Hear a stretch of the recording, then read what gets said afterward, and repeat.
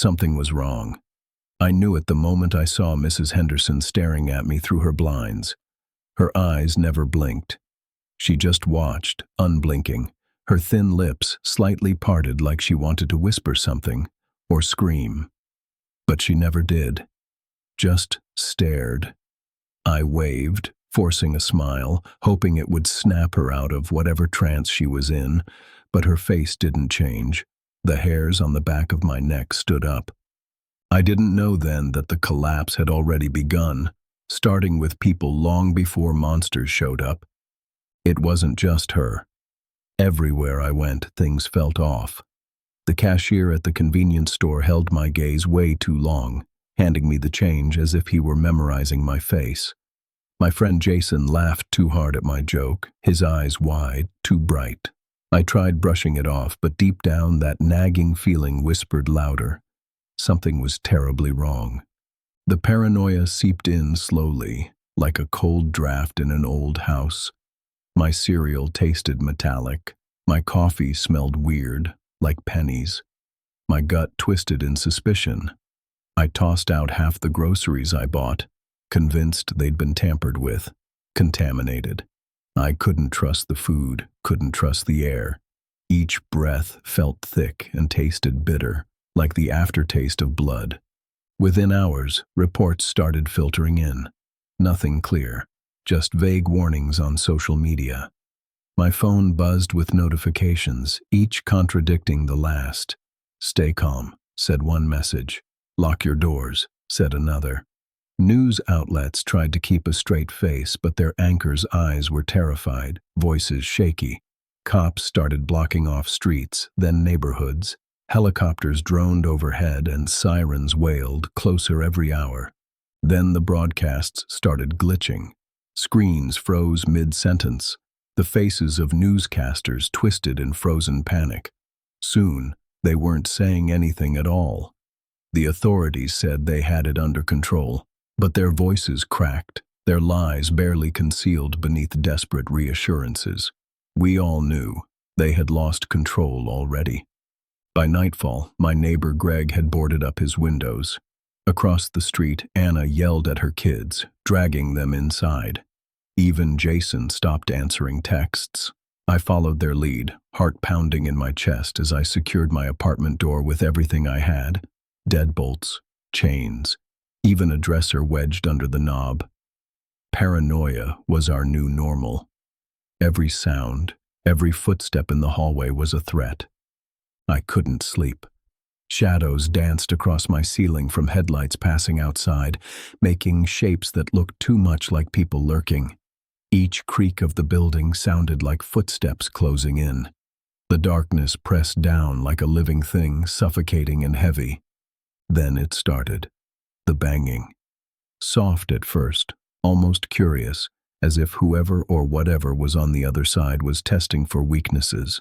It became louder, persistent, violent. My walls vibrated. Fear surged through me as I pressed myself against the door, listening. I could hear breathing, slow, wet, hungry. "Help," whispered a voice, barely human. "Please, open." My heart raced. My instincts screamed at me to keep quiet, stay hidden, trust no one. "Help," it repeated, louder this time. A scratching began, nails dragging desperately against the wood. "Please, I know you're in there. Let me in." I pressed a shaking hand to my mouth, muffling my breath. Whoever it was knew I was there. It knew. I couldn't move, couldn't speak. I had to stay silent. The scratching grew frantic, panicked, shifting suddenly to violent pounding. The voice twisted into a feral growl, furious, impatient. "Let me in." I sank to the floor, heart hammering, eyes squeezed shut, praying for it to stop. But deep down, I knew this was just the beginning. This wasn't an isolated incident. This was the world unraveling. And it wasn't monsters breaking it apart first. It was people. I didn't know exactly when I fell asleep, but I jerked awake, heart still pounding. Weak sunlight slipped through gaps in the boarded-up windows. It felt like a cruel joke, the the world outside pretending things were normal, but inside the horror lingered, an invisible wound, throbbing raw. My throat was dry and my limbs ached from the tense night spent curled against the door. My phone battery was nearly dead, filled with unanswered texts, panicked pleas for help from friends and neighbors. My stomach turned at the thought of what I might find outside my door. As I pushed myself upright, reality crashed down on me. I couldn't hide forever. I had no food left, barely any water. I had to move, had to find something, somewhere safer than here. Every muscle protested as I removed the dresser from the door. I listened carefully. Silence, but I couldn't trust it anymore. Slowly, I eased the door open, holding my breath. The hallway was dark and smelled of sweat and something else, something rancid, decaying. A wave of nausea hit me. I stepped carefully, feeling along the wall, barely breathing. A floorboard creaked beneath my foot. I froze, waiting, listening. From behind a neighboring apartment door came a low, wet gurgle. My pulse spiked, and I inched away, heart pounding so loud I swore it echoed down the corridor. I didn't dare knock on any doors. If people were still alive, they'd keep silent, just like me. If they weren't, my stomach twisted. I had to get out. Descending the stairs was a nightmare. Shadows danced along the walls, each corner hiding potential death. At the lobby, a pool of blood smeared the tiled floor, footprints trailing outside into the daylight. The smell of copper was stronger now, overpowering. My neighborhood, once familiar, was unrecognizable. Cars abandoned, windows shattered, doors hanging open like gaping mouths, screaming silently. The eerie quiet was broken only by distant screams and gunfire. I moved cautiously down the street, avoiding bodies lying twisted on sidewalks. I tried not to look, but my gaze caught on familiar faces. Neighbors who'd smiled at me, waved good morning. Now their eyes were vacant, mouths open in silent screams. Then I heard it, a soft shuffling behind me. I spun around, heart in my throat. Standing there was Jason, my friend, except he wasn't Jason anymore. His face was pale, his eyes milky white, jaw slack. He stumbled toward me, arms stretched out, fingers curled into grotesque claws. "Jason," I whispered, as if saying his name might bring him back. "Please." But he lunged, snarling, eyes empty of recognition. Survival kicked in, raw instinct overpowering grief. I grabbed the nearest object, a fallen baseball bat, and swung. The sound echoed sickeningly as Jason collapsed, twitching briefly before going still. The bat slipped from my shaking hands. My breath came in ragged gasps. It didn't feel like survival. It felt like murder. I couldn't linger. More figures appeared, drawn by noise or scent, their movements stiff and unnatural. With a burst of adrenaline, I ran, legs aching, heart breaking, tears blurring my vision. I had no destination, no plan beyond escape. Eventually, I stumbled into a convenience store. The shelves were nearly bare, looted already, but it offered shelter, a temporary reprieve. Hands trembling, I grabbed what little food remained, forcing myself to ignore the bloodstains smeared across the floor and shelves. But as I reached the door, movement flickered in the corner of my eye. Someone stood in the shadows, a figure I hadn't noticed. My pulse quickened. Their breathing was heavy, eyes glinting dangerously. "Give it here," a rough voice growled. A man emerged, filthy and ragged, eyes desperate, knife clenched tight in his fist. I hesitated, heart racing, but the world had already changed me, stripped away any naive hope of humanity. Trust was dead, and survival was brutal. Gripping my meager supplies tighter, I braced myself. "No," I whispered firmly, eyes locked on his. He lunged, and I fought back. I fought because there was nothing else left to do. This was the reality now. Every breath, every bite, every moment stained with blood. I survived, barely. But I knew this was just the beginning. I limped away from the convenience store, adrenaline fading, leaving pain to surge through my battered body. Every step reminded me that survival now came at the cost of my humanity. The man's blood still stained my hands, sticky and warm, a gruesome reminder of how quickly the world had forced me to change. Darkness was falling fast, shadows stretching across abandoned streets, the air turning colder with each passing minute.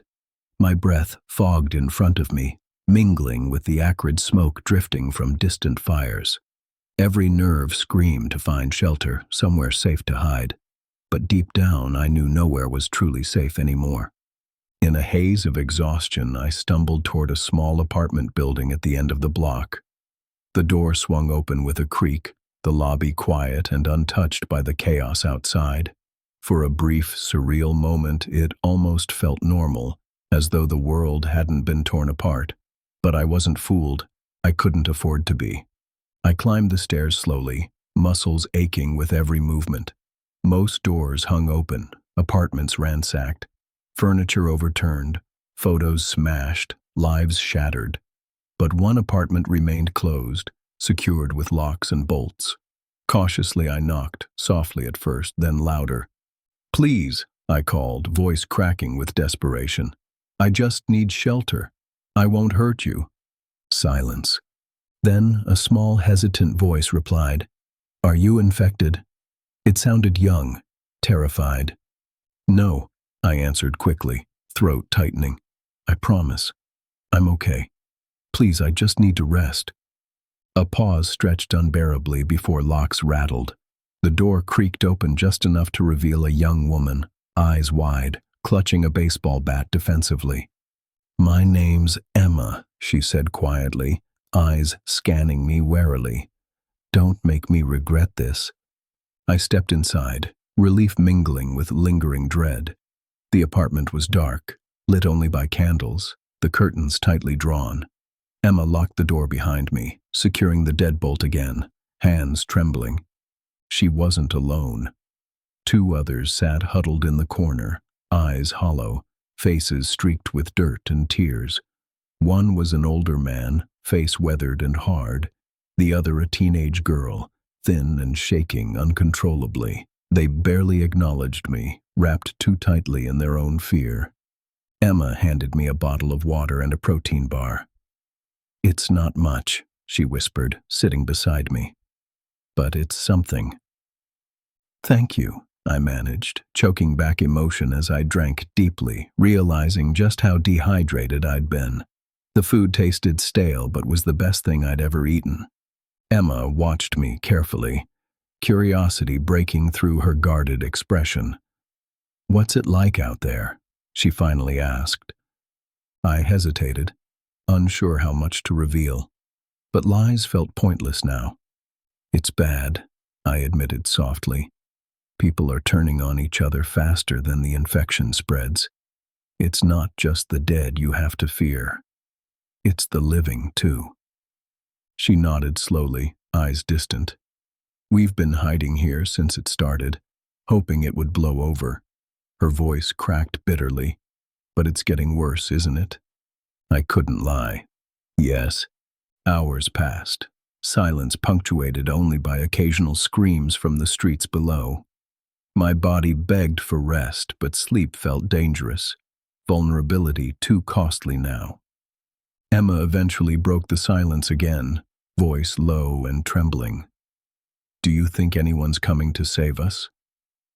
I thought about the broken broadcasts, the desperate attempts at order. I shook my head slowly, heart aching. "I think we're on our own." She nodded, tears sliding silently down her face. "I figured." We sat quietly after that, the weight of reality suffocating us all. But just as exhaustion began to claim me, a crash echoed downstairs, violent, forceful.